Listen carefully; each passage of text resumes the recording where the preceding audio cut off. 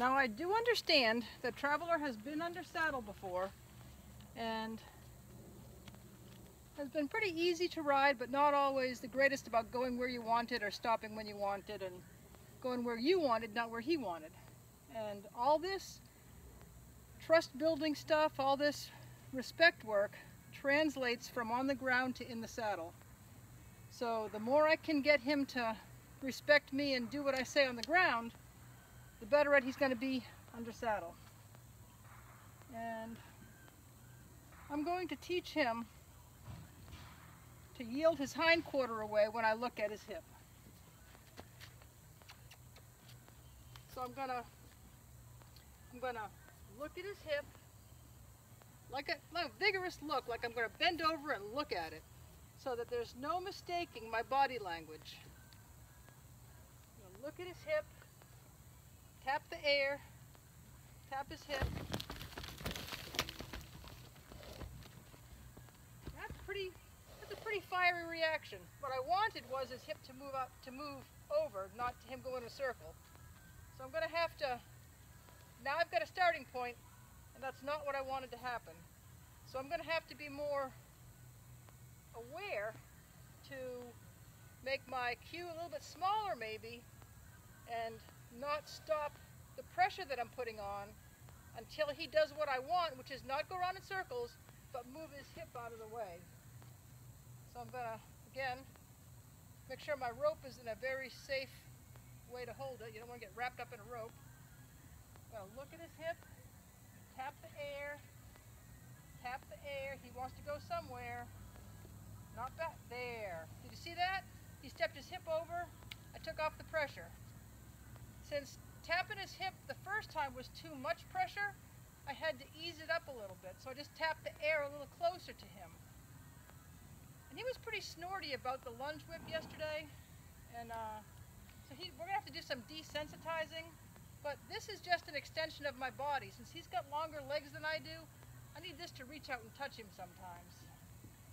I'm going to look at it again, and I bet you it's not going to take any time at all before I'll look at his hip and he'll move it out of the way.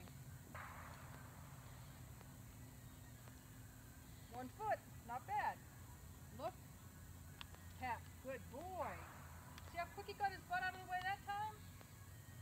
He's a smart boy and he wants to please. Good boy. Now all the time I come near him, I don't want him to move. Only when I look at him aggressively.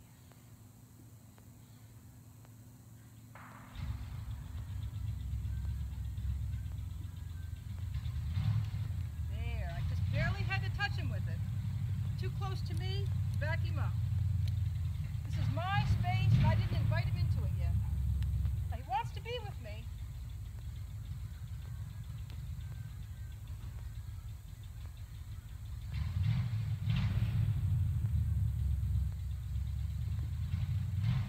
Good boy. It's going to take a little while for him to correlate moving his hip over to me releasing the pressure, but that's exactly what I want him to do. Good boy. See how I rub him with the stick, pat him with it? I don't want him afraid of it, but I want him to respect it like he respects me. When I'm aggressive, he does something. When I'm not aggressive, he can hang out and relax. I didn't ask him to move yet, so I don't want him to move.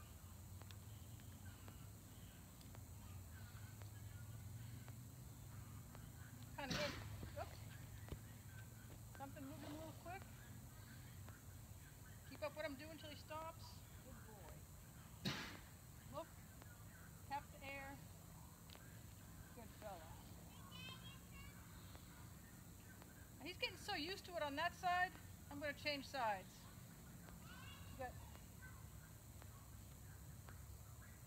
Each side could react differently. Look. That's all it took was a look. He's like, okay, my butt's getting out of dodge. Look. Good boy. Look. Tap the air.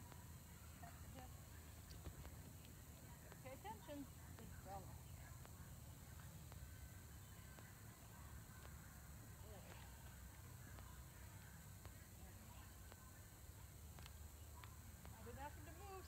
on patting him until he stands still. Good fella. Back up off the rope. Good boy.